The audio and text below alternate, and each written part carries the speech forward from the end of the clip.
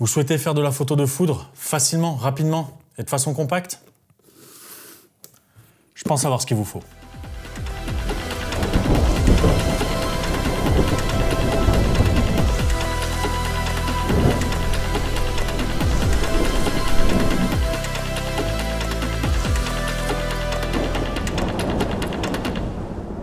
Cela fait maintenant 10 ans que la Lightning Sensor V4 est sur le marché. Elle vient à satisfaire bon nombre de photographes qui veulent faire de la photo de foudre, que ce soit de jour ou de nuit. Mais au bout d'une décennie à être utilisé, il fallait que ce système soit renouvelé. Walt propose donc une nouvelle alternative. Le Lightning Sensor V6. Tout de suite, ce qui va nous frapper aux yeux, c'est sa petite taille, beaucoup plus compacte que la version précédente. On va retrouver une ergonomie qui est un peu différente de la version V4. Mais sur le terrain, ça change tout, vraiment tout. Comme je le disais, sa taille est un atout majeur. Beaucoup plus petite, elle prend donc moins de place dans le sac photo. Aussi, sa nouvelle architecture va apporter de nouveaux avantages. On y reviendra plus tard. En plus, mise sur le boîtier photo, elle répond enfin à une attente qui était pouvoir viser dans l'œilleton sans avoir l'arrière de la cellule qui nous tapait dans le front. C'est enfin possible. On a aussi de nouveaux avantages, comme une rapidité de mise en exécution qui est jusqu'à 3 fois plus rapide. Avant, sur Lightning Sensor V4, il fallait mettre le potentiomètre à fond, démarrer la cellule, puis basculer le potentiomètre jusqu'à avoir obtenu la fin du bip continu.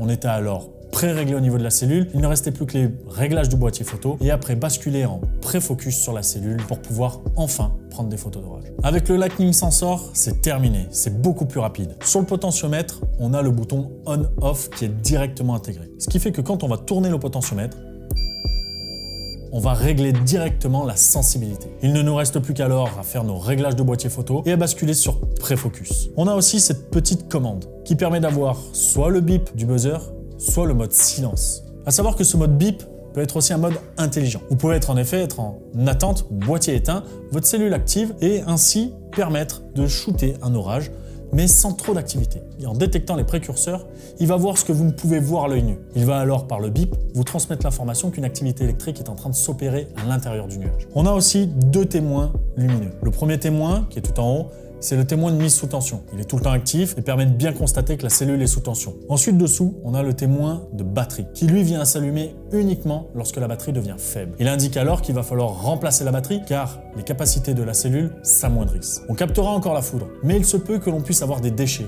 ou des loupés. Alors Walt a voulu pallier à ça en faisant en sorte que nous soyons avertis si la batterie s'affaiblit. Et c'est une pile qui dure largement une saison puisqu'elle est donnée pour une autonomie de 200 heures en mode silence. 200 heures sur une saison, vous avez largement de quoi faire. On retrouve aussi au niveau du potentiomètre une graduation colorée qui va de vert à rouge. Cette graduation indique la sensibilité. Plus c'est vert, plus c'est sensible, plus c'est rouge, moins c'est sensible. C'est très simple, de toute façon ne vous inquiétez pas, à l'intérieur il y a une notice très complète. À savoir qu'il existe 2 versions du Lightning Sensor V6. Une première version, V6 classique, où vous pouvez choisir l'emplacement de votre prise pour brancher votre câble télécommande. Cette version-là est à 219 €. Pour 25 € de plus, vous avez le Lightning Sensor V6B. Vous avez donc une prise de chaque côté et vous avez en plus une télécommande.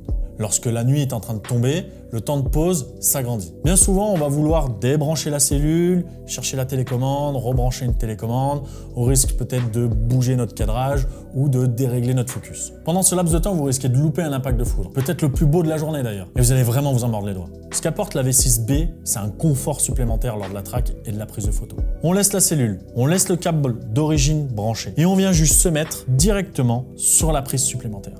Et vous basculez votre télécommande en pré-shot. Là, ce qui va se passer, c'est que votre télécommande va prendre le dessus sur la cellule et va faire en sorte que tous les X temps de pause, la photo se prenne en continu. Ça veut dire que même si pendant l'installation de la télécommande, un impact de foudre venait à tomber, le Lightning Sensor V6 l'aurait capté, envoyé l'information à votre boîtier et la photo aurait été prise. Là, vous assurez vraiment vos arrières, c'est du confort, mais c'est surtout, c'est un énorme plus. Je reviens sur sa taille, mais on constatera que branchée sur un appareil photo, elle est vraiment toute petite. Encore une fois, on peut la mettre directement avec le boîtier dans le sac. Ça prendra pas de place. Le gros avantage, c'est qu'aujourd'hui, à retrouver ce potentiomètre on-off, on n'aura plus le système qui parfois était un peu agaçant parce qu'on avait la cellule qui dans le sac venait à s'allumer toute seule. Parfois en rentre de chasse, on met la cellule dans le sac photo puis on laisse le sac pendant 3-4 jours. Et quand on veut récupérer notre cellule, elle était sur on et n'a malheureusement plus de pile. C'est vraiment quelque chose dont on n'a vraiment plus envie de s'occuper et c'est pour ça que la cellule V6 apporte cette modification importante. Alors je vais répondre maintenant à une question que vous avez dû sans doute vous poser durant toute cette vidéo, c'est pourquoi cette cellule s'appelle Lightning Sensor V6 et non Lightning Sensor V5? En réalité, le Lightning Sensor V5